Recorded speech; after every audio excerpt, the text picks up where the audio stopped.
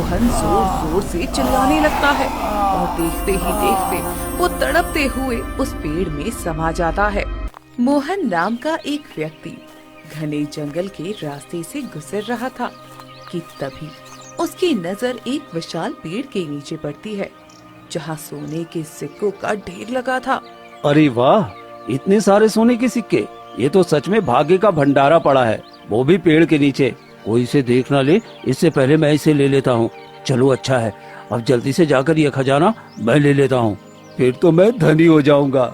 जैसे ही मोहन लालच में आकर उस खजाने को छूने के लिए हाथ बढ़ाता है, तभी उस पेड़ के भीतर से एक रहस्यमय गूंजती हुई आवाज आती है।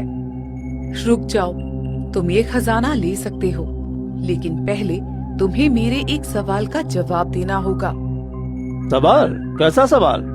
मैं बहुत ज्ञानी हूँ, मैं तुम्हारे सवाल का जवाब देकर ये सारा धन लेकर ही जाऊंगा। बताओ बताओ क्या सवाल है?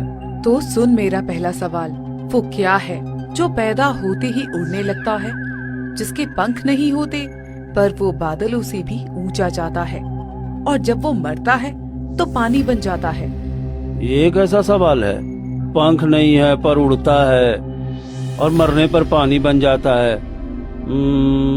शायद वो कोई पंछी है। नहीं नहीं नहीं नहीं, वो पतंग होगी। हाँ, पतंग।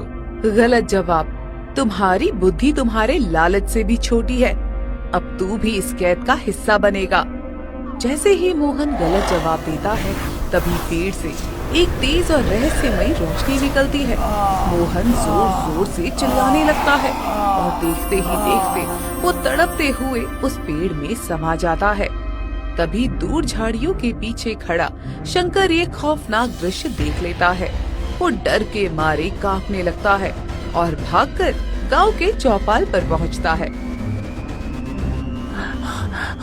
मुखिया जी, अरे गजब हो गया। देखिए ना, देखिए मोहन उस पेड़ में समा गया। हमारे गांव के कई लोग उस पेड़ की बलि चढ़ चुके हैं। अरे ये तो हमारे गांव की बहुत बड़ी विपत्ति बन गई है। अब हम लोगों को कुछ न कुछ तो करना ही पड़ेगा।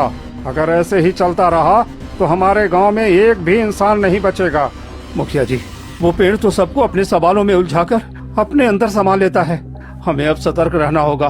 उस जंगल की तरफ जाने के लिए सबको मना कर दीजिए। हाँ, ये तूने बिल्कुल ठीक कहा। आज से मैं ये ऐलान करता हूँ कि कोई भी इस जंगल की तरफ नहीं जाएगा। वो रहस्यमय पेड़ हमारे गांव के ऊपर एक बड़ा काला साया बन गया है। गांव वाले डर से कांपने लगते हैं और कोई भी उस दिशा में कदम नहीं रखता। वहीं दूसरी तरफ गांव में एक गरीब लड़का अर्जुन अपनी बूढ़ी बीमार माँ के साथ रहता था। घर की माली हालत बहुत खराब थी। हे भगवान, मैं क्या करूं? मैं तो बहुत छोटा हूँ, इसलिए कोई भी मुझे काम नहीं देता। भगवान, आज तो कोई काम दिला देना। माँ बीमार है और मैं पैसों का जुगाड़ भी नहीं कर पा रहा हूँ। चलो आज सेठ जी के पास जाता हूँ, शायद वो कोई काम दे दे। अर्जुन परेशान होकर सेठ के घर पहुँचता है। क्या हो गया बच्चे, तुम कौन हो और मेरे पास क्यों आए हो? सेठ जी, मुझे कोई काम दे दीजिए।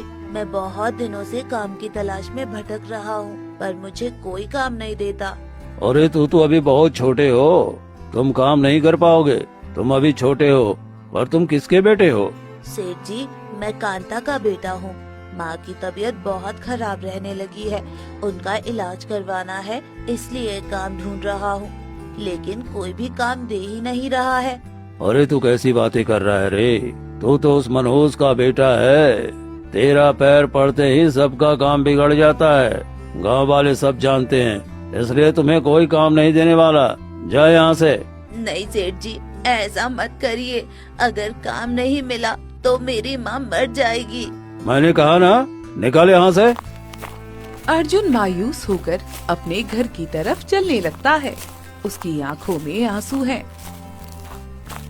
क्या करूं? खाली हाथ घर जाऊंगा।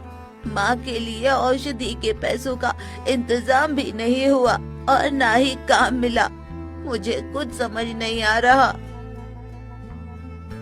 अर्जुन रोता हुआ अपनी झोपड़ी में आता है, जहाँ उसकी माँ बिस्तर पर पड़ी अपनी आखिरी सांसें गिन रही होती है। अर्जुन अपनी माँ की हालत देखकर बदहवास हो जाता है और उनके पास जाकर बैठ जाता है। कांता की सांसें उखड़ रही हैं।